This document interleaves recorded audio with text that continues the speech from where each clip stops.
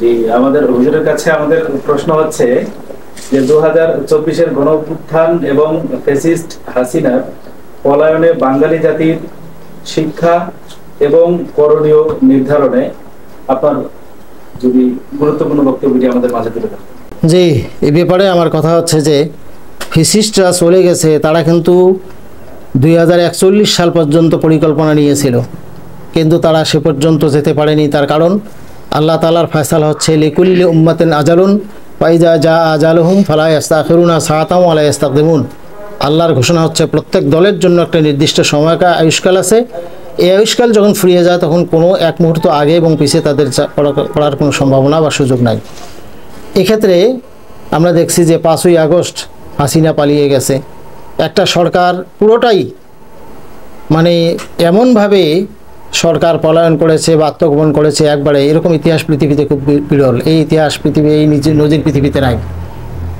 এর কারণ কি? কারণ হলো তারা জুলুম অত্যাচার এত বেশি করেছে, তারা উন্নয়নের নামে এমন তাদের আখের গোছায় আছে। সব কথাগুলো ছিল তাদের কৃত্রিম, তাদের কর্মকাণ্ড সবটাই ছিল অন্যায় এবং অপরাধমূলক। তারা উন্নয়নের নামে যা করেছে, টাকা পাচার করেছে, শুধু উন্নয়ন দেখাইছে মানুষকে, অথচ টাকা পাচার করে বিদেশে তারা বাড়িঘর টাকা পয়সা সব কিছু লুটপাট করে নিয়ে গেছে। এরপরে এদেশের আলেম ওলামার সাথে যে আচরণ করেছে, এদেশের দেশবাসীর সাথে যে আচরণ করেছে, মুক্তিযুদ্ধের পক্ষ বিপক্ষে ধোঁয়া তুলে এবং 71কে পুঁজি করে তারা যেভাবে এদেশের মানুষগুলোকে বিভক্ত করেছে, এই অন্যায় আচরণ, জুলুম অত্যাচার, তাদের গুম খুন, আয়নাঘর, ফাঁসির মঞ্চে এই ইসলামী নেতৃবৃন্দকে নিয়ে যাওয়া, এই সব কিছু দিয়ে তারা ইসলাম এবং মুসলমানদের এবং দেশের এতটা ক্ষতি করেছে যে এটা দুনিয়ার মানুষ, দেশের মানুষ তো সহ্য করেই নি। তারা সবসময় আল্লাহর দরবার ফরিয়াদ করেছে এর থেকে নিস্তারের জন্য। আর আল্লাহ তাআলা নিজের পরিকল্পনায় তাদেরকে এমনভাবে হটায় দিলেন যে শেখ হাসিনাও জানতো না, 5 তারিখের সকালবেলা পর্যন্ত সে জানতো না তাকে এভাবে পালিয়ে যেতে হবে। আর দেশের মানুষও কখনো কল্পনা করেনি যেটা, সে ব্যাপারটাই আল্লাহ তাআলা ঘটিয়ে দিয়েছেন। তার কারণ এর থেকেই বাঙালি জাতির শিক্ষা হলো দুর্নীতি করে কেউ পার পাবে না, অন্যায় করে জুলুম করে এই জুলুমের মাত্রা বাড়িয়ে দিয়ে এই যেরকম জুলুম করে এদেশে আর কেউ পার পাবে না। এবং রাজাকার ট্যাগ দিয়ে এবং এই জাতীয় যে সমস্ত শব্দ ইউজ করে আওয়ামী লীগ পলায়ন করেছে, ওই সমস্ত শব্দ এখনও যদি কেউ ইউজ করে বা ওই পথ আবারও কেউ বেছে নেয়, তাহলে তাদেরও পরিণতি যে একই রূপ হবে, এটা আমাদের খেয়াল করা দরকার। আমরা চাই না এদেশে ফ্যাসিস্টটা পালিয়ে যাওয়ার পরে আমাদের দেশে আমরা যারা আছি সবাই মিলে একসাথে আমরা দেশটাকে করবো, সেটাই আমরা চাই। কিন্তু এখানে যারা আবার ফ্যাসিস্টদের পথ বেছে নিয়ে ওই শব্দগুলো ইউজ করে, ওই পরিভাষাগুলো ব্যবহার করে, ওইভাবেই আবার ইসলামপন্থীদেরকে যারা ট্রিট করতেছে, তারাও যে সে পথেই হাঁটছে তারা বুঝতে পারছে না। আমরা তাদেরকে বোঝার জন্য অনুরোধ করব।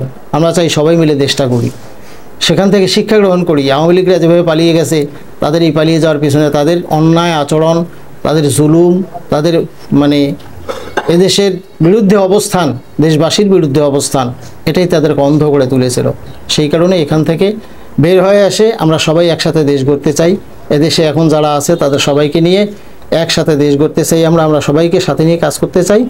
এজন্যই আমি চাই যে দেশে যতগুলো দল আছে ফ্যাসিস্টরা ছাড়া সবাই মিলে আসুন, আমরা একসাথে দেশটাকে গড়ি। এটা এখান থেকে আমাদের শিক্ষা গ্রহণ করি।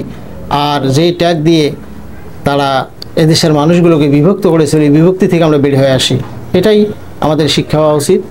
এই নিয়েই আমরা সামনের দিকে আগাতে চাই, এটাই আমার আহ্বান থাকবে সভাপতি। ছোট্ট একটা প্রশ্ন, সেটা হচ্ছে কুড়িগ্রাম জেলার সব উপজেলার সমস্যা এবং সমাধানের কারণ যদি 1 থেকে 2 মিনিটের মধ্যে বলতেন। কুড়িগ্রাম জেলা পিছিয়ে পড়া একটি জেলা। এই জেলার উন্নয়নের জন্য আমাদের সবাইকে এগিয়ে আসা দরকার। বিশেষ করে চরের মানুষগুলোর জীবনযাত্রা, জীবনমান এতটা নিম্নমানের এবং এখানে শিক্ষিতের হার অনেক কম। এই শিক্ষিত হিসেবে গড়ে তোলার জন্য আমাদের এলাকায় কোনো বিশ্ববিদ্যালয় ছিল না।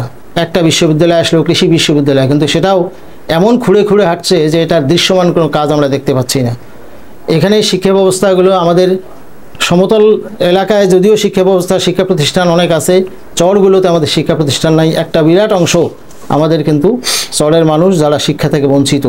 এই জন্য শিক্ষা থেকে বঞ্চিত মানুষগুলোকে শিক্ষার আওতায় নিয়ে আসার জন্য, তাদের জীবনমান উন্নয়নের জন্য এবং গোটা জেলার আমাদের পিছিয়ে পড়া মানুষগুলোকে এগিয়ে নেওয়ার জন্য বিশেষ পরিকল্পনা নিয়ে কাজ করার জন্য আমাদের সবার কাজ করা উচিত। সবাইকে এগিয়ে আসার আহ্বান জানাই এবং সবাই যেন আমাদের জেলা প্রশাসক মহোদয় নিয়ে বেশ বিশেষ ভূমিকা রাখার চেষ্টা করছেন। আমাদের সবাইকে সেই ভূমিকায় এগিয়ে আসা, তাকে সহযোগিতা করার এবং আমাদের সবার পক্ষ থেকে আমরা যেন এই সমস্যাগুলো চিহ্নিত করি, পিছিয়ে পড়া জনগোষ্ঠীকে এগিয়ে নেওয়ার জন্য আমরা সবাই ভূমিকা রাখি। এই জন্য আমাদের সবার ভূমিকা রাখা দরকার।